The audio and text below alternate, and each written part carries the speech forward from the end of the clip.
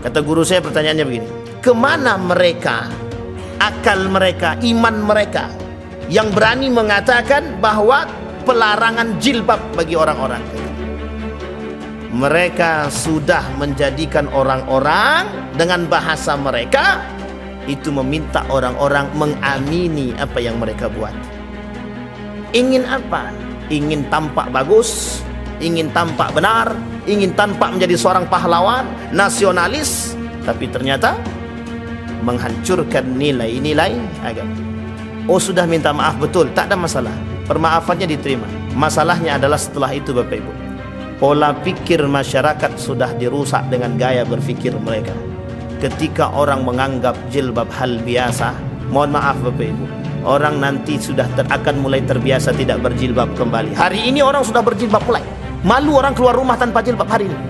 Tapi ketika muncul hal demikian, apa yang terjadi? Kenapa mereka melarang jilbab? Apa masalahnya? Tidakkah ada orang-orang di situ yang mengerti tentang agama? Mereka semua mengerti agama.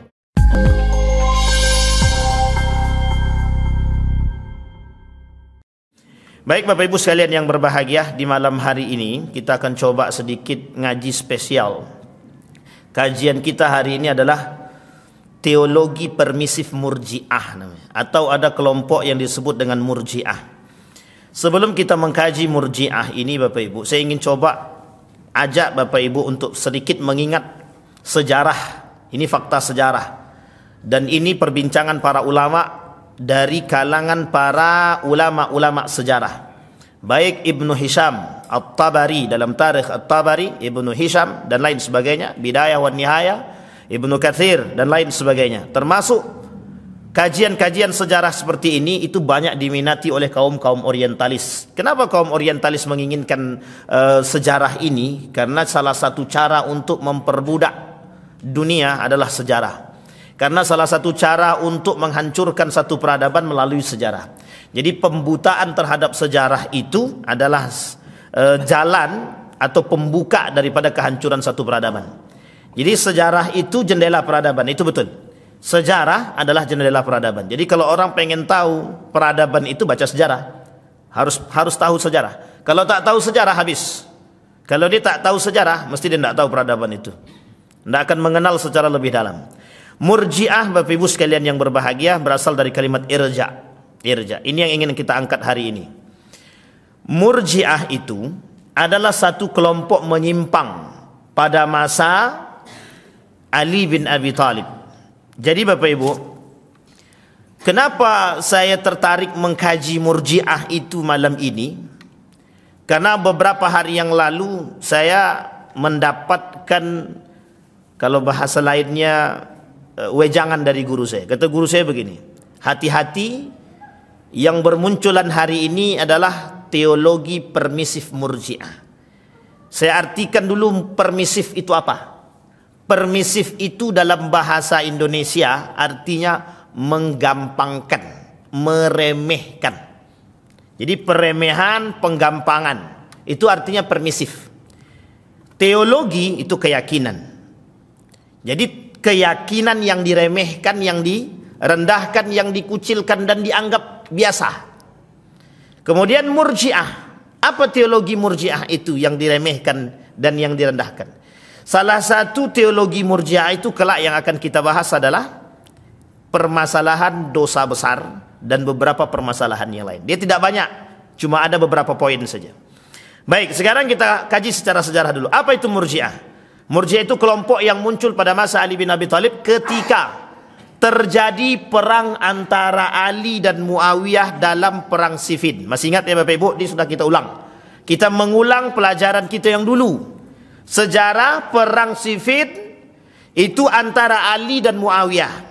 Muncul dua kelompok sekaligus dan kedua-dua kelompok ini sesat dan menyimpang. Kelompok pertama disebut dengan Khawarij.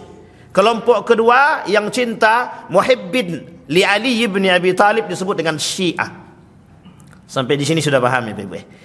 Di antara kedua ini, Syiah dengan Khawarij itu berantem. Tidak akur. Tidak akur. Di tengah-tengah ketidakakuran tersebut ditambah dengan kasusnya Ali bin Abi Thalib dengan Muawiyah, pada kasus yang lain tahkim, arbitrase, muncul kelompok yang ingin menjadi penengah di antara kedua tersebut, yang disebut atau yang dikenal dengan irja atau murji'ah. Jadi 3 kelompok sekaligus muncul pada masa waktu yang bersamaan. Yang pertama Khawarij, yang kedua Murji'ah, yang ketiga Syiah. Sekarang saya tanya Bapak Ibu, Syiah di Indonesia banyak? Banyak. Khawarij banyak?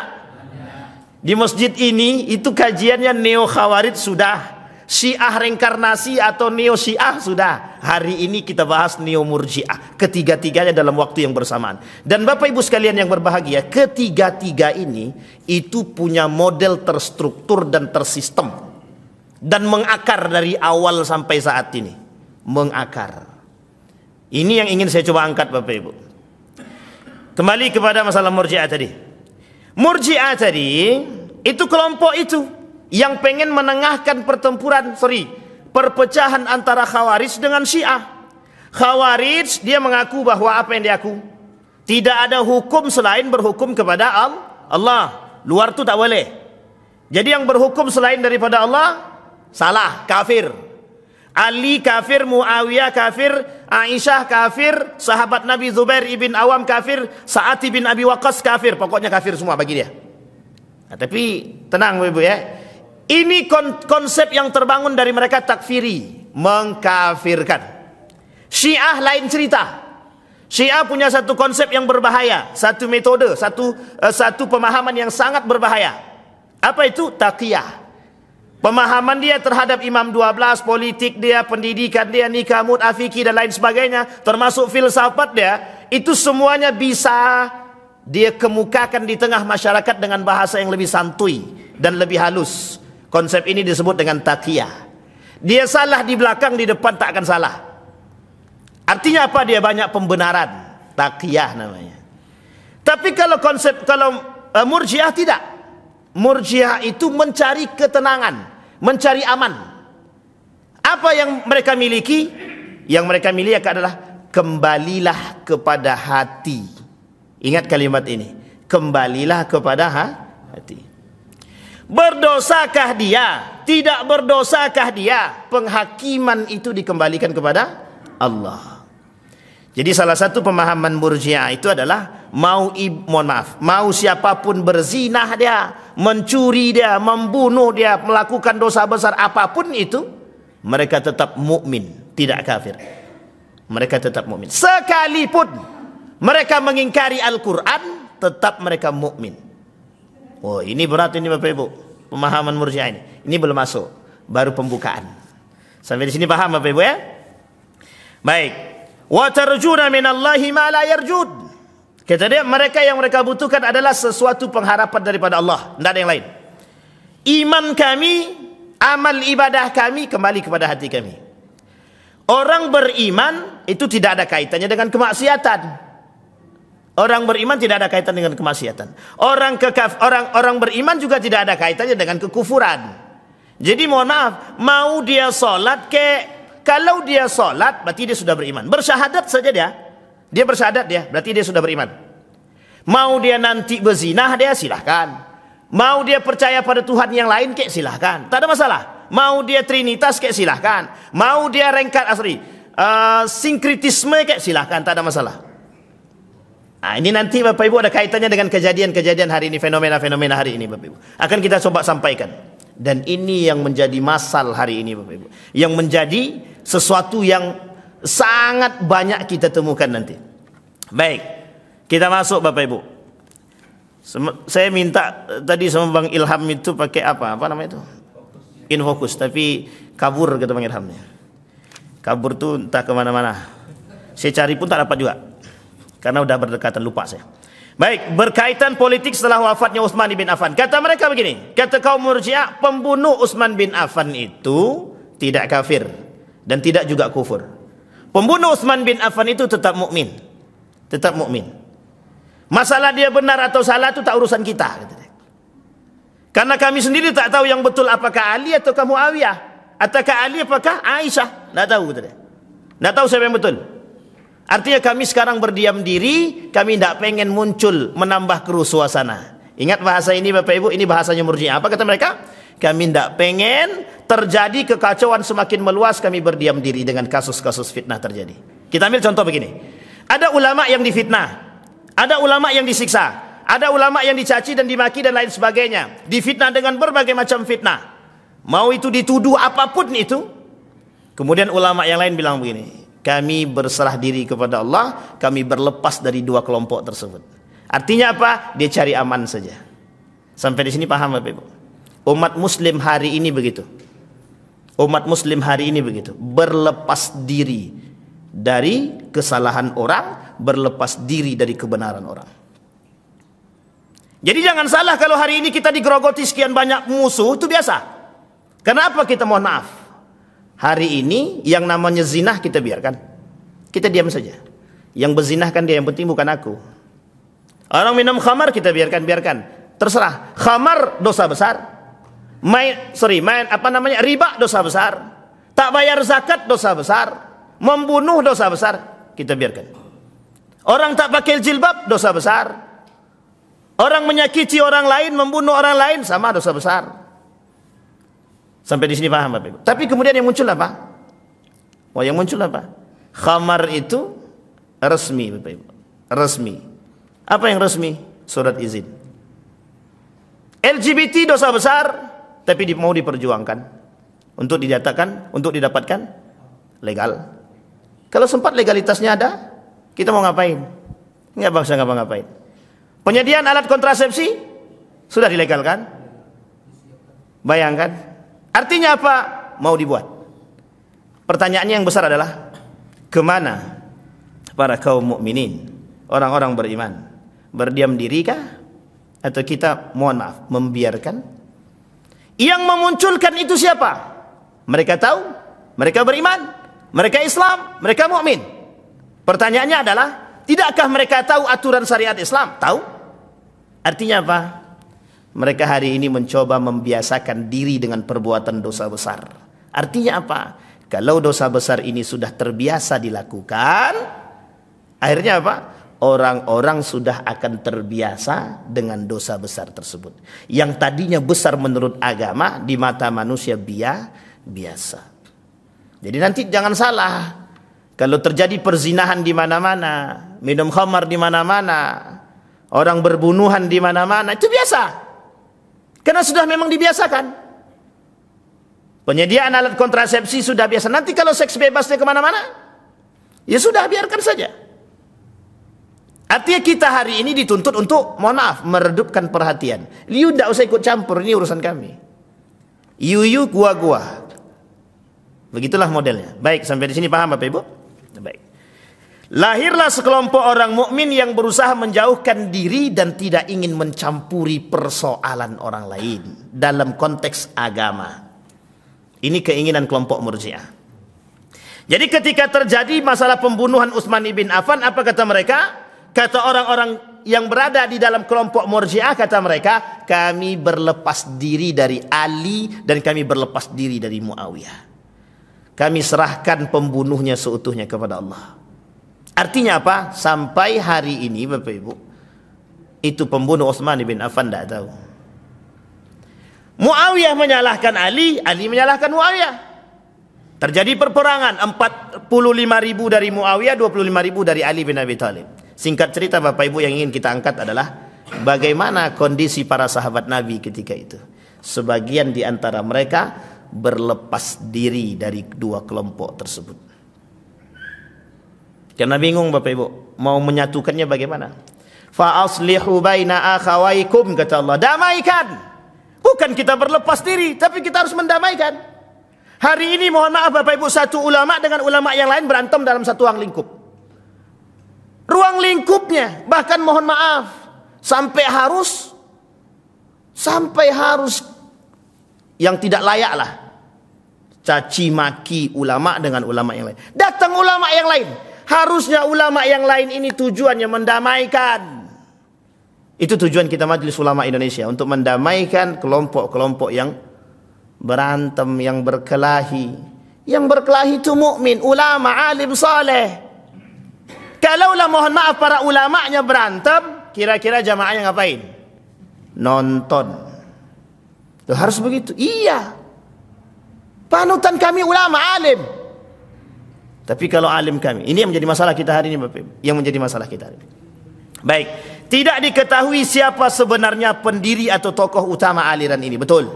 Tokoh utamanya sampai hari ini tidak diketahui. Tetapi sebagian para ulama mengatakan ada yang terlibat dalam hal-hal demikian. Beberapa di antara mereka adalah sahabat-sahabat Nabi juga. Tetapi di sini Bapak Ibu sekalian yang berbahagia, salah satu di antara kelompok-kelompok Murji'ah itu, dan tidak Murji'ah banyak baginya. Ada secara garis besar terbagi dua. Satu Murji'ah yang disebut dengan sunnah, yang kedua disebut dengan Murji'ah yang memang layak dipanggil Murji'ah.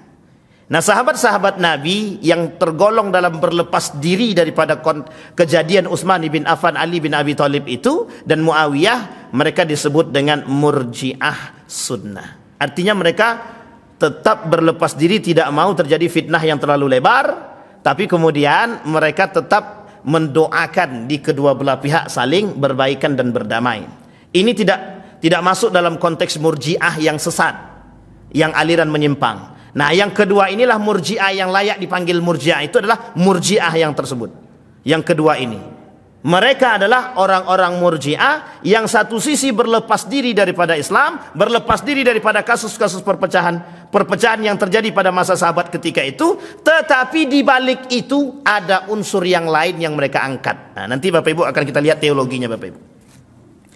Baik, perkataan Murji'ah memberikan pengertian menangguhkan hukuman perbuatan seseorang sampai di hadapan Tuhan. Ini yang tadi saya sampaikan, kalau ada pelaku dosa besar kita tak boleh menghakimi dia kafir atau kufur. Misal. Ada orang musyrik, orang dia menyembah selain daripada Allah. Dia Islam, tapi dia tak menyembah selain daripada Allah. Dia menyembah juga selain daripada Allah. Dia dua yang disembah. Itu harusnya musyrik. Itu bisa dihukumi kufur. Tapi kata kaum Murji'ah tidak. Itu tetap beriman. Yang penting dia bersyahadat. Asyhadu an la ilaha illallah wa asyhadu anna Muhammad Rasulullah. Mau batal ke syahadat dia atau tidak, tetap dia masih beriman asal sudah bersyahadat. Nah, ini agak berat nih Bapak Ibu. Nanti kita akan coba lihat Bapak Ibu. Memberikan pengharapan bagi orang yang melakukan dosa besar tidak dihukumi kafir, masih mempunyai harapan pengampunan. Betul. Ini kalau pengharapan pengampunan itu semua Pak. Syiah juga begitu. Asal bertobat saja mereka, kemudian kembali kepada jalan yang lurus, aman, tak ada masalah. Tetapi yang menjadi masalah adalah ketika mereka melakukan dosa besar, dianggap hal yang biasa. Hal-hal yang melatar belakangi kehadiran Murji'ah, pertentangan antara orang-orang Syiah dan Khawarij sudah kita sampaikan. Baik, pokok-pokok ajaran. Nah, ini dia Bapak Ibu, pokok-pokok ajaran aliran Murji'ah. Iman hanya pengakuan dalam hati. Jadi mohon maaf Bapak Ibu, ini kasusnya langsung saya tembak aja. Kalau ada orang mengucapkan selamat Natal, itu tak ada masalah. Kata kaum Murji'ah tak ada masalah. Yang penting hati dia bersyahadat. Ini Bapak Ibu yang melatar belakangi kenapa mereka menolak fatwa Majelis Ulama Indonesia tentang pengharaman itu. Kira-kira Murji'ah baru apa tidak? Tapi bahaya pula nanti dikiranya mengatakan mereka Murji'ah pula. Tapi begitu Bapak Ibu. Alasannya cuma satu, yang penting hati kami. Hati kami tidak beriman kepada mereka, hati kami beriman kepada Allah, lisan kami saja. Ini bahaya Pak Ibu. Bahaya, sangat berbahaya. Kemarin kita sudah berbahaya dengan Khawarij. Kita kemudian sudah berbahaya dengan Syiah. Berbahaya dengan kaum munafik, semua itu munafik juga itu. Tapi sekarang muncul namanya Murji'ah. Sama Pak. Sama-sama berbahayanya. Ketiga kelompok ini itu mengakar. Pola pikir mereka mengakar. Gaya berpikir mereka mengakar dan merusak. Sangat merusak. Kata guru saya pertanyaannya begini. Kemana mereka, akal mereka, iman mereka yang berani mengatakan bahwa pelarangan jilbab bagi orang-orang, kata dia. Mereka sudah menjadikan orang-orang dengan bahasa mereka itu meminta orang-orang mengamini apa yang mereka buat. Ingin apa? Ingin tampak bagus, ingin tampak benar, ingin tampak menjadi seorang pahlawan, nasionalis, tapi ternyata menghancurkan nilai-nilai agama. Oh, sudah minta maaf, betul, tak ada masalah, permaafannya diterima. Masalahnya adalah setelah itu Bapak Ibu, pola pikir masyarakat sudah dirusak dengan gaya berfikir mereka. Ketika orang menganggap jilbab hal biasa, mohon maaf Bapak Ibu, orang nanti sudah akan mulai terbiasa tidak berjilbab kembali. Hari ini orang sudah berjilbab mulai, malu orang keluar rumah tanpa jilbab hari ini. Tapi ketika muncul hal demikian, apa yang terjadi? Kenapa mereka melarang jilbab? Apa masalahnya? Tidakkah ada orang-orang di situ yang mengerti tentang agama? Mereka semua mengerti agama Bapak Ibu. Baik Bapak Ibu, hukum segala perbuatan manusia ditangguhkan sampai hari akhir kelak. Orang-orang yang berbuat dosa besar tidak dihukumi kafir, tapi masih mukmin selama ia mengakui 2 kalimat syahadat.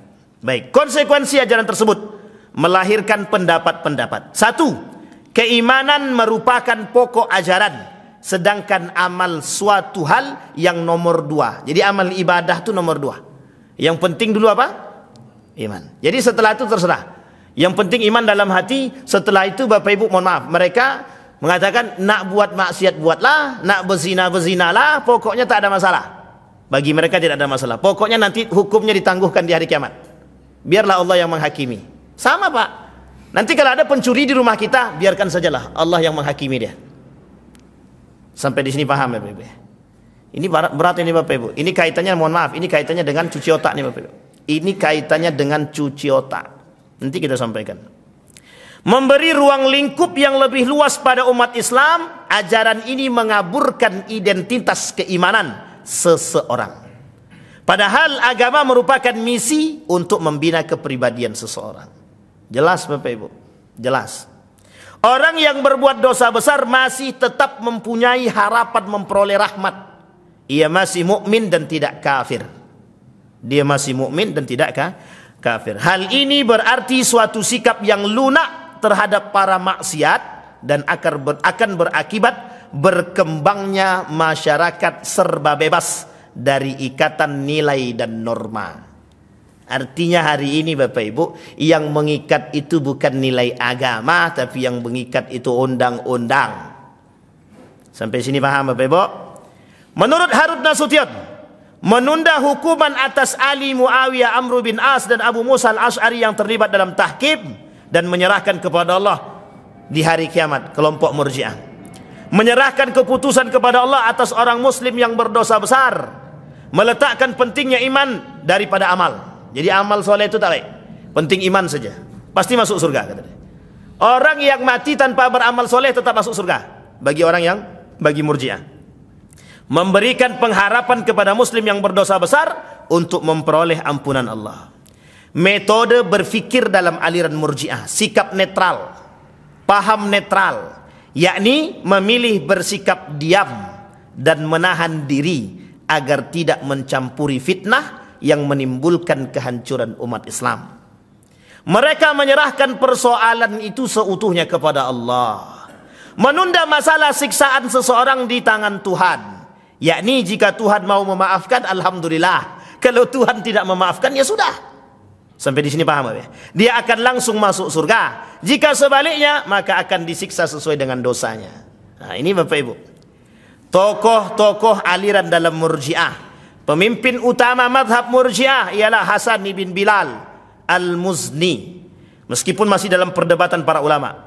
Abu Salat As-Samman dan Dirar ibn Umar. Pada masa Bani Umayyah telah muncul sebuah syair yang terkenal tentang i'tikad dan keyakinan Murji'ah yang diubah oleh Tsabitil Qatnah. Dari segi politik, Murji'ah sangat menguntungkan pada masa kekhalifahan Bani Umayyah. Dogma mereka dapat mencegah pemberontakan terhadap pemerintah. Saya ulangi Bapak Ibu, ini penting. Murji'ah sangat menguntungkan pada khalifah semasa Bani Umayyah. Karena masa Bani Umayyah itu mulai bermunculan Bapak Ibu, orang-orang yang cinta kekuasaan, cinta jabatan, nepotisme baru muncul. Kita urai. Saya tak katakan itu peletakan batu pertama ya Bapak Ibu ya, tapi kita urai. Di mana letaknya nepotisme itu? Ketika sistem yang tadinya, mohon maaf, Nabi, kemudian Khulafaur Rasyidin masih ada musyawarah. Masa Muawiyah hilang musyawarah. Musyawarah itu lenyap, sistem khilafah lenyap, muncul sistem apa? Dinasti kekerajaan. Kira-kira kalau sistemnya dinasti itu kira-kira turun-temurun atau ganti? Turun-temurun. Akhirnya siapa yang melakukan demikian? Muawiyah. Yang kemudian, mohon maaf, mereka mengingkari janji yang harusnya ketika Hasan meninggal, kemudian masa jabatan Muawiyah selesai, harus dikembalikan kepada Dewan Syura atau dalam konteks musyawarah. Tapi kemudian apa yang dilakukan oleh Muawiyah bin Abi Sufyan? Dia angkat anaknya Yazid bin Muawiyah untuk jadi pemimpin. Dinasti ini itu bermula melakukan sistem kerajaan. Sampai di sini paham Bapak Ibu? Baik. Kenapa kok menguntungkan? Ya sangat menguntungkan. Kaum Murji'ah ketika itu, mohon maaf, mereka masuk ke dalam kelompok-kelompok tersebut, pemerintahan. Hari ini begitu Bapak Ibu. Hari ini begitu. Orang-orang yang, mohon maaf, acuh dengan agama, tapi mereka mencari keuntungan dari agama. Mereka jual agama sebagai, mohon maaf, tameng diri mereka. Ketika mereka masuk ke dalam aturan pemerintahan, bisakah gigi mereka berbicara? Tak. Pertanyaannya adalah, bisakah mereka mengharamkan khamar? Bisakah mereka mengharamkan riba? Bisakah mereka mengharamkan nikah beda agama? Bisakah mereka mengharamkan child free? Bisakah mereka mengharamkan pelarangan jilbab? Bisakah mereka mengharamkan perzinahan? Bisakah mereka mengatakan orang-orang yang tidak membayar zakat bisa keluar iman, batal syahadat? Tidak bisa Pak. Tak bisa. Bisakah mereka mengatakan suap itu haram? Tidak bisa. Sulit Pak. Sulit. Kenapa? Pemahaman kaum Murji'ah cuma satu. Orang yang melakukan dosa besar itu ditangguhkan di hari kiamat kepada Allah. Jadi apa? Mau selaras antara iman dengan perbuatan atau tidak, itu tak urusan. Mau yang penting aku sholat, yang penting aku iman, yang penting aku syahadat. Mau nanti mereka umat muslim mau ada yang berzinah dia, mencuri dia, mau suap dia, mau korupsi dia, silahkan, tak ada masalah. Sampai di sini paham Bapak Ibu. Makanya mohon maaf Bapak Ibu, hari ini permasalahan suap dan korupsi, ada yang berani mengatakan haram dari mereka yang sudah tergabung? Tidak ada. Kenapa? Pelaku. Karena nanti kalaupun salah kami kan tinggal taubat. Artinya wujud dari peremehan daripada sebuah syariat Islam. Ini yang berat Bapak Ibu. Beratnya itu di situ. Akhirnya apa? Mohon maaf. Masyarakat tercuci otaknya dengan begitu. Kata Ustadz itu begitu, tidak ada masalah. Yang penting kan iman itu kepada hati kami masing-masing. Hari ini begitu Pak. Hari ini begitu. Kami mengucapkan selamat Natal itu cuma di lisan Ustaz. Di hati kami tidak. Hati kami tetap beriman kepada Allah. Na'udzubillahi min dzalik. Kita usut satu-satu. Mengapa jilbab dilarang? Kita usut satu-satu Pak. Mengapa jilbab dilarang? Pertanyaan besar. Apa keinginannya? Yang berbicara demikian itu sudah mengatakan dalam video yang lain, agama musuh Pancasila. Ingat kalimat itu baik-baik.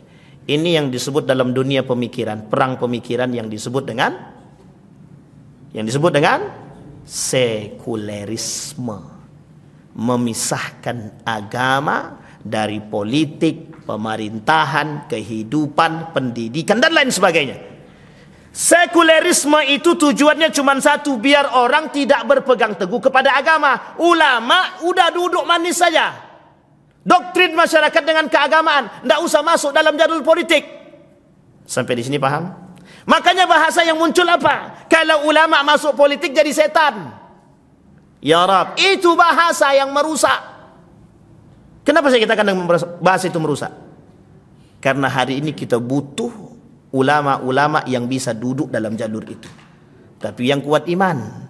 Yang tak kuat iman, Antara dua, dia yang ikut kita atau kita yang bablas. Kan cuma itu. Kalau kita tak kuat iman, bablas. Kalau kita kuat iman, lurus Pak. Kalau enggak, mohon maaf, goyang. Tak perlu saya sebut contohnya, Bapak Ibu sudah lihat. Ada yang jadi cuma duduk saja, enggak ngapa-ngapain, enggak bisa berbicara. Mohon maaf Bapak Ibu. Alim, Majelis Ulama Indonesia, seorang alim. Tapi mengapa? Apa perannya? Itu pertanyaan kita hari ini Bapak Ibu. Tetapi kalau ulama tidak masuk ke dalam jalur politik, mohon maaf, makin hancur. Jadi cara kita melawan masuk. Makanya hari ini mohon maaf Bapak Ibu, kalau ulama berbicara politik dicurigai. Jangan curigai. Kami punya hak untuk menyampaikan norma-norma yang terkandung dalam agama, dalam jalur politik. Wajib kami sampaikan. Orang berpolitik silahkan, tapi punya nilai. Orang beragama silahkan, tapi ada aturan nilai. Orang berpendidikan silahkan, tapi ada aturan nilai. Politik yang benar, menjadi pemimpin yang benar, menjadi sekretaris yang benar, menjadi bendahara yang benar, menjadi kesra juga yang harus yang benar. Apapun itu, tak ada salah, tak. Islam tak pernah melarang. Siapapun mau jadi apapun silakan. Yang diinginkan oleh Islam cuma satu. Bagaimana nilai-nilai agama kalian pakai dalam kehidupan. Itu yang diinginkan oleh Islam. Yang terjadi hari ini begitu. Kenapa tak berbicara? Diam. Kita mendesak daripada Majelis Ulama Indonesia. Kita mendesak. Agar apa? Perhatikan betul. Perhatikan betul. Kemarin kebetulan Majelis Ulama Indonesia Pusat berkomentar tentang hal demikian. Kalau mereka tetap disuruh untuk lepas jilbab, pulang. Kan begitu. Itu artinya apa? Mohon maaf Bapak Ibu. Itu komitmen yang tertampung dalam seorang muslim. Itu wajib berkomitmen kepada Allah. Wajib. Apa komitmen kita? Kita ni Bapak Ibu mukallaf. Dibebani dengan syariat. Kita ni Islam. Mau kita bersyahadat, berarti kita masuk ke dalam Islam. Kalau sudah kita bersyahadat, sudah masuk dalam Islam, mau tidak mau aturan itu terbebani kepada kita, kecuali tak punya akal. Kalau kita tak mau terbebani, jangan masuk Islam, keluar. Kan tak mungkin pula kita suruh dia keluar. Sampai di sini paham Bapak Ibu? Begitu Bapak Ibu. Aturan mainnya begitu. Kita masuk ke dalam, mohon maaf, kita jadi PNS saja, kita harus siap dengan aturan. Apalagi masuk agama. Lu kita kok tak siap dengan aturan agama itu gimana? Agama kata jilbab ini syariat. Agama kata bermain dengan riba itu haram. Tapi mohon maaf, kita tak mau bermain. Kita tak mau tahu. Riba jalan terus. Tidak pakai jilbab, celana pendek. Sampai di sini paham Bapak Ibu? Baik. Perpecahan dan perbedaan pendapat. Murji'ah yang moderat antara lain Hasan ibn Muhammad ibn Ali ibn Abi Talib. Antara lain berpendapat walau bagaimanapun besar dosanya, kemungkinan pengampunan Tuhan masih ada, betul. Sekalipun orang-orang itu melakukan dosa besar Bapak Ibu, tetap kalau dia bertobat kepada Allah, mesti Allah ampunkan. Ini yang disebut dengan murji'ah sunnah tadi. Dan yang ekstrim antara lain adalah berpendapat sekalipun orang menyatakan dirinya musyrik, maka ia tidak dihukumi kafir. Nah, ini yang paling berbahaya. Yang paling berbahaya begitu. Ada orang yang mengingkari sunnah Nabi. Ada orang yang mengingkari syariat Islam. Pertanyaannya adalah apa hukumnya bagi mereka yang mengingkari? Harusnya kufur. Harusnya kufur. Orang yang mengingkari ayat Al-Quran hukumnya apa? Kufur. Kita pernah katakan di masjid ini Bapak Ibu, cerita di dalam Al-Quran itu benar apa salah? Kalau begitu kan aman semua, pasti jawabannya benar. Tapi kira-kira kalau jawabannya cerita di dalam Al-Quran itu bukan masalah benar atau salahnya, yang penting bagaimana mengambil hikmahnya. Betul apa salah? Ragu balik kan? Cerita di dalam Al-Quran bukan permasalahan betul atau salahnya, tapi bagaimana cara kita memetik hikmahnya. Betul apa salah? Salah Pak. Kalau begitu mesti ragu orang. Tapi kalau kita katakan benar atau salah cerita dalam Al-Quran, mesti jawabannya semuanya betul. Bahasa yang dipakai oleh mereka adalah yang nomor dua. Bukan permasalahan benar cerita di dalam Al-Quran, tapi bagaimana cara kita mengambil hikmah di dalam Al-Quran. Itu bahasa sesat. Tapi bahasanya halus. Begitu cara mereka untuk mengingkari ayat-ayat Al-Quran. Kalau mereka katakan cerita dalam Al-Quran salah, frontal betul mereka menolak Al-Quran. Tapi kalau bahasa yang dengan yang tadi, halus apa tak halus? Kita pun tertipu. Iya juga ya. Gitu. Maling kundang, ada tak peninggalannya? Bapak Ibu, ada tak peninggalan maling kundang? Tangkuban perahu, ada tak peninggalannya? Dongeng itu saja bisa mereka percaya. Itu dongeng. Pertanyaannya adalah, Nabi Adam ada tak peninggalannya? Ada Pak, di Jeddah itu sepeda besar. Itu bukan, itu replika. Ada Pak, ada apa namanya itu, panci besar, kata dia. Sebesar itulah umat zaman dulu. Itu replika. Tidak ada peninggalannya. Tapi bagaimana? Berarti kita kan tidak bisa percaya dong dengan cerita mereka. Ya Rab, rusak kita Pak. Cerita di dalam Al-Quran tentang para anbiya, itu tidak bisa kita cari dengan akal Pak. Tidak semuanya bisa kita terima dengan akal. Karena kita tak sampai menempuh pada masa Adam, pada masa Ibrahim dan lain sebagainya ke atas itu. Itu sulit untuk kita. Nabi Syed, apa kita tahu? Tahu pun tidak. Cerita Nabi Syed aja kita tak tahu kadang-kadang. Dan saya yakin tidak semua kita tahu tentang cerita Nabi Syed. Artinya apa Bapak Ibu sekalian yang berbahagia? Cara mereka merusak pola pikir kita begitu Bapak Ibu. Hari ini kita dibuat begitu. Dibuat linglung. Maka muncul kelompok ketika itu disebut dengan syakkak namanya. Syakkak. Artinya apa? Kelompok yang ragu-ragu dengan nilai agama. Nah, coba bayangkan. Yang diinginkan oleh mereka itu. Kelompok Yahudi pengennya kita ini ragu dengan agama Islam. Kelompok Nasrani, mohon maaf, yang misionaris pengennya kita itu ragu dengan agama Islam. Balik ke agama dia. Kurang juga Pak. Tapi pertanyaannya adalah, masih juga kita berantem juga lagi. Ulamanya berantem, sudah masyarakatnya dalam keadaan genting. Ulamanya masih bisa berantem dia sama dia. Na'udzubillahi min dzalik ya Rab. Terakhir Bapak Ibu. Terakhir poin, PowerPoint-nya maksud saya. Yang lainnya belum selesai, ini baru PowerPoint-nya. Maka Bapak Ibu, kata Syarastani membagi kelompok Murji'ah itu kepada 4. Yang pertama ada yang disebut dengan Murji'ah Khawarij. Yang kedua Murji'ah Qadariyah. Yang ketiga Murji'ah Jabariyah. Yang kemudian yang keempat Murji'ah Sunni gitu. Artinya yang sunnah tadi. 3 di atasnya Bapak Ibu dianggap sesat oleh para ulama, dianggap menyimpang. Yang terakhir yang Sunni itu tidak dianggap menyimpang. Khawarij kita tahu Bapak Ibu bagaimana yang diambil dari Khawarij itu bukan apanya, bukan cara ibadahnya, tapi yang diambil dari Khawarij gaya berfikirnya. Artinya apa? Kafir. Saking ekstrimnya begitu. Saking ekstrimnya begitu. Khawarij itu ada satu kelompok lagi selain daripada 3 yang Murji'ah, kemudian Khawarij dan Syiah, satu kelompok lagi namanya Mu'tazilah. Kalau ada waktu lain waktu kita coba kaji juga. Karena Mu'tazilah itu juga lebih tidak juga sama-sama berbahaya juga daripada Murji'ah. Jadi 4 golongan itu Bapak Ibu, 4 kelompok tersebut memang harus kita wanti-wanti. Yang hari ini nampak cuman Syiah dan Khawarij, atau bahasa lainnya Neo Khawarij. Neo Khawarij itu orang-orang yang suka mentakfirkan orang lain. Dan itu mohon maaf Bapak Ibu, biayanya besar, dananya besar. Syiah juga sama, dananya besar. Mereka punya dana. Masalahnya Murji'ah yang tak punya dana.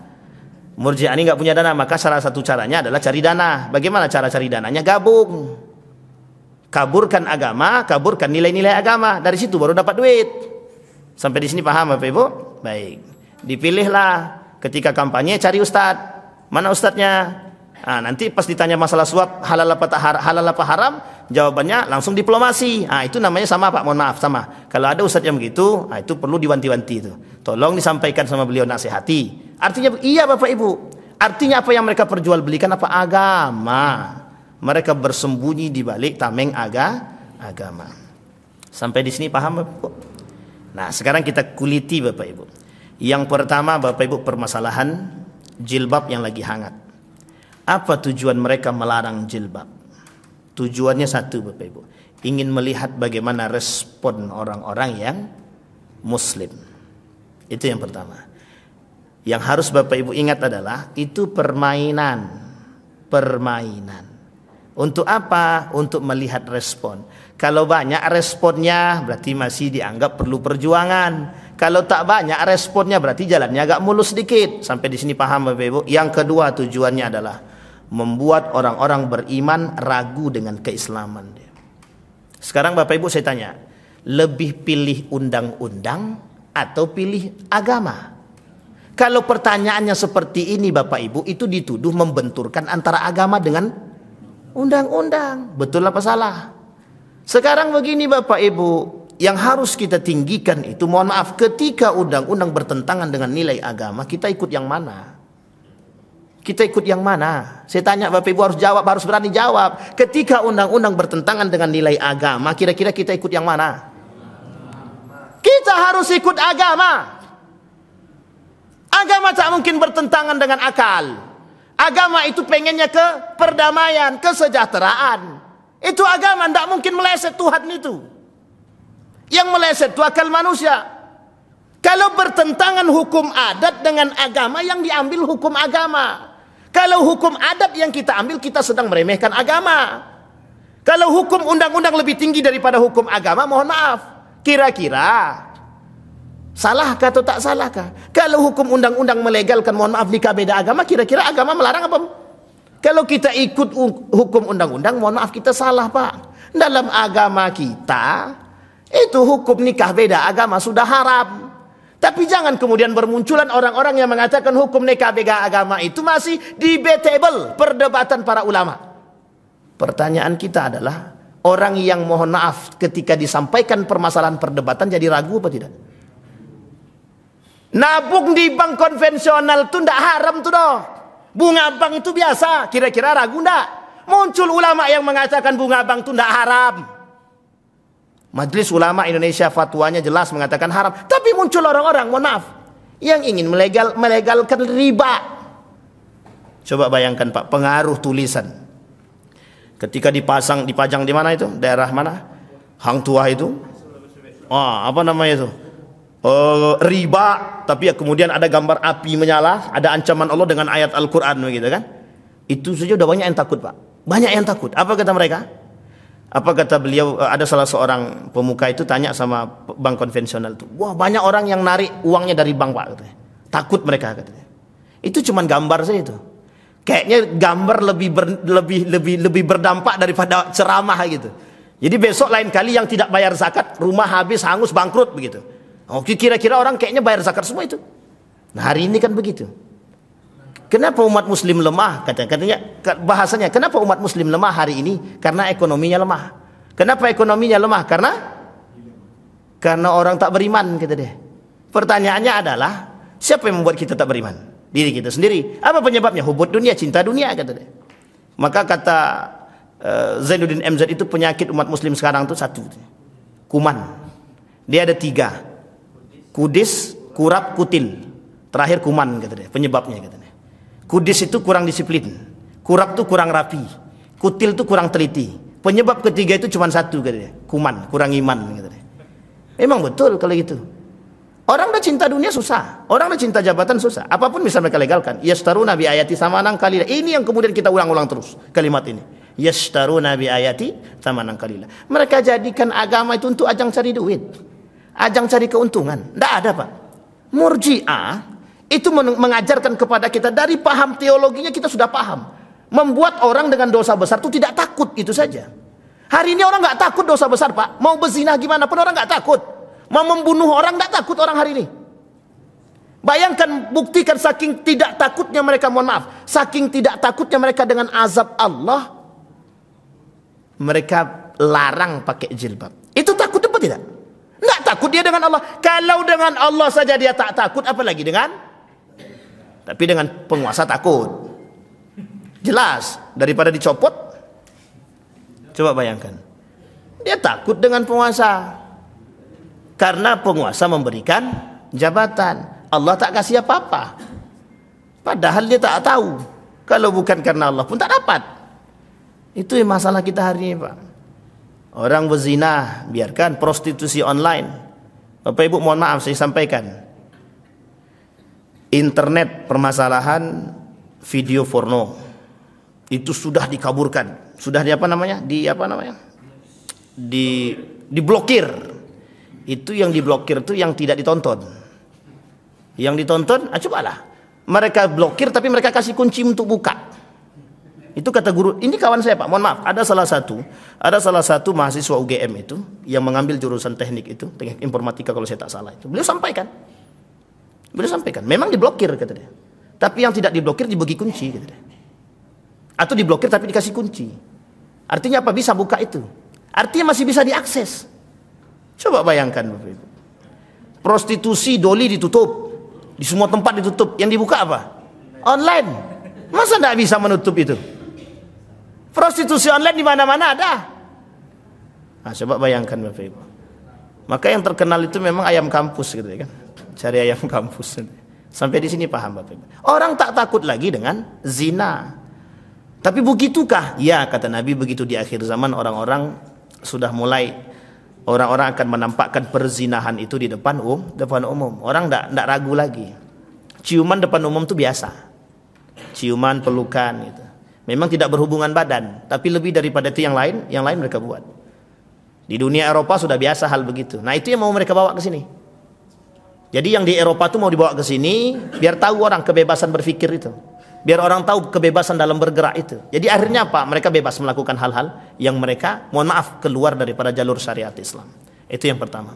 Yang kedua Bapak Ibu, ketersediaan alat kontrasepsi, SKPP. Mohon maaf Bapak Ibu, kita ingin mengatakan kepada kita semua, tolong Bapak Ibu perhatikan baik-baik. Baca betul-betul. Ini menjadi masalah bagi kita hari ini Bapak Ibu. Apa masalahnya? Sedang yang tidak di SK-kan saja, orang jual beli alat kontrasepsi bebas. Mohon maaf, Bapak Ibu datang ke Indomaret dan Alfamart, ada anak jualan, terlalu vulgar pula kalau seperti itu, tak apalah, alat kontrasepsi kan gitu. Dijual nggak tuh? Bukan dijual lagi, dipejeng. Suatu ketika, mohon maaf Bapak Ibu, saya pergi dengan anak-anak, itu masih ingat betul, saya masuk dalam itu, kemudian ada anak-anak ikut dari belakang, tapi bukan anak-anak saya, orang-orang lain masuk. Apa dia kata sama bapak ibunya? Bu, saya mau beli permen itu, kata dia. Astagfirullah, saya diam saja. Malu nak jawab. Tapi kemudian orang tuanya paham, itu bukan permen nak, kata dia. Cuma tak dilanjutkan. Jangan lagi cari yang permen yang lain aja, kata bapak ibu. Coba bayangkan bapak ibu. Itu ya Allah ya Rabbi. Saya sudah katakan bapak ibu. Ini tolong kalau memang abang takut dipotong bang. Ini jujur aja. Saya merasakan itu bapak ibu. Ketika kami di Yogyakarta, itu sudah ada promosi kondom itu Bapak Ibu. Sudah ada di kampus-kampus. Itu sudah ada. Mereka sudah ada itu, sudah lakukan itu. Apa bahasanya kalau turun ke kampus-kampus itu apa namanya? Sosialisasi. Sudah mereka lakukan sosialisasi. Sex education itu, edukasi pendidikan seks itu mau mereka buat itu sudah lama. Baru sekarang saja bermunculan. Itu sudah dari tahun 2015, 16, 17. Banyak yang protes. Dan pendidikan seks itu mau mereka buat di kelas berapa? SMP, SMA. Bapak Ibu boleh cek anak-anak kedokteran. Coba tanya baik-baik. Bagaimana beratnya menahan hawa nafsu itu ketika, mohon maaf, pelajarannya tentang reproduksi. Berat Bapak Ibu. Kalau tak kuat iman goyang. Pulang dari situ dicarinya. Dibuatnya Bapak Ibu. Na'udzubillahi min dzalik. Hati-hati Bapak Ibu. Sekarang tambah mohon maaf, diberikan kebebasan melalui jalur itu. Artinya apa? Dulu gagal. Dulu mau dibuat satu aturan apa namanya? Dalam, kalau saya tak salah, dalam peraturan pendidikan itu yang disebut dengan zina itu kalau mereka berhubungan badan tidak suka sama suka. Kalau suka sama suka itu tak zina, kata dia. Mak, saya bilang ini, ya Rab, itu nyata Pak, itu keluar di berita. Mohon maaf kalau saya tak salah masih pada masa Menteri Pendidikan itu, kalau saya tak salah itu. Dan itu Bapak Ibu merusak kita. Coba bayangkan yang dirusak. Memang mereka tidak memerangi kita pakai senjata, tidak. Tapi yang mereka perang apa? Pola pikir kita Pak. Bapak-bapak yang tua-tua ini selamat Pak insya Allah. Kecuali yang mohon maaf, yang pubernya ketiga. Agak sulit sedikit. Tapi kalau anak-anak sekarang Bapak Ibu, generasi-generasi yang sekarang, bayangkan beratnya yang harus mereka hadapi dengan kondisi sekarang ini. Mereka mempertaruhkan akidah dan keimanan mereka hanya karena mohon maaf kejadian fenomena-fenomena yang keluar daripada syariat Islam. Mereka harus mengokohkan akidah, mereka harus mengokohkan iman. Caranya bagaimana? Ajak terus Pak anak-anak itu ke masjid. Kalau tidak kita kecolongan. Ajak terus, ajarkan terus mereka agama. Kasih mereka aturan yang bisa, mohon maaf, mengikat. Agar apa? Agar mereka tak terjerumus Pak dalam pergaulan yang salah. Kata guru saya, dengan bermunculannya hal demikian, kata dia, artinya itu merusak moral dan membebaskan seks. Dalam bahasa lain akan bermunculan seks bebas. Yang sekarang saja tidak bebas, kita sulit memantau Pak. Saya pernah keluar subuh di bulan Ramadan tuh Pak, mau kajian kalau saya tak salah di Masjid Nurul Yakin itu. Keluar dari rumah habis makan sahur kan mau ke masjid tuh. Itu laki-laki perempuan boncengan, saya yakin belum nikah itu. Itu boncengan, mohon maaf, itu seperti apa itu? Seperti yang sudah menikah. Ya Allah ya Rabbi, nak ditegur takut, tak ditegur takut juga. Akhirnya kita tegur Pak. Kita tegur dengan baik-baik. Ketika sudah dekat dengan masjid baru kita tegur. Saya bilang, tak selayaknya kalian begitu. Baik-baik sajalah. Jawabannya awalnya mengeras. Apa kata dia? Ini kan urusan kami Pak, kata dia. Anak muda berbicara dengan yang lebih tua begitu. Ini kan urusan kami, kata dia. Bukan urusan bapak. Memang lembut sih, tapi sebenarnya gemetar juga badan dibuatnya. Paham maksud saya Bapak Ibu ya? Artinya begitu Bapak Ibu. Saya berharap kepada kita semua Bapak Ibu memperhatikan hal demikian. Murji'ah itu meremehkan dosa besar, menangguhkan para pelakunya kepada Allah. Mohon maaf Bapak Ibu, secara tersirat, secara makna mungkin dianggap orang benar, tapi itu salah Bapak Ibu. Salah. Dosa besar itu bisa dihakimi kafir ataupun kufur pelakunya.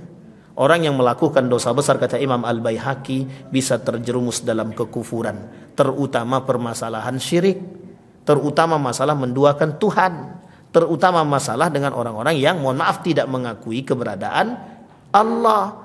Mereka tak percaya dengan rukun iman, mereka tak percaya dengan rukun Islam, tapi mereka bersyahadat.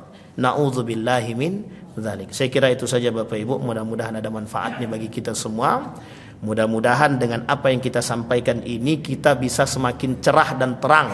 Nanti kalau ada fenomena-fenomena yang lain tidak usah kaget, dan itu sudah menjadi sebuah proyek. Sampai di sini paham Bapak Ibu?